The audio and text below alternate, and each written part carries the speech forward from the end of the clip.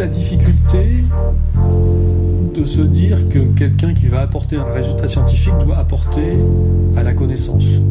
Comment le vent interagit avec un feuillage, bon, on voit à peu près, hein, ça bouge, donc ça fait un peu du son, mais je me suis dit, est-ce qu'il y a des gens qui ont essayé de comprendre, si j'envoie une onde acoustique sur un buisson, qu'est-ce qu'elle fait cette onde? Est-ce qu'elle fait quelque chose de particulier?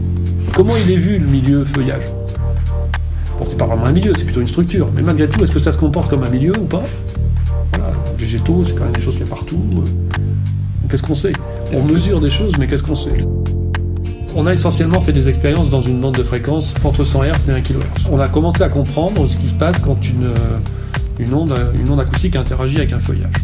L'essentiel de ce qui se passe, c'est que ce que font les feuilles, c'est simplement accompagner le passage de l'onde. C'est-à-dire qu'en fait, l'onde qui passe doit faire bouger les feuilles au rythme où elles passent. C'est comme si le milieu avec les feuilles était un gaz plus lourd.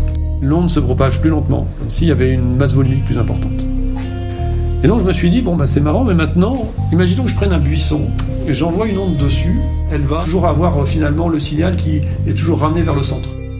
Eh bien, je m'attends à ce que finalement, si j'envoie un ping, l'énergie du ping va rentrer et puis elle est susceptible de passer son temps à tourner pendant un moment en renvoyant un signal. Et donc de recevoir régulièrement des petits retours ping, ping, ping, qui seraient une espèce de signature acoustique du buisson.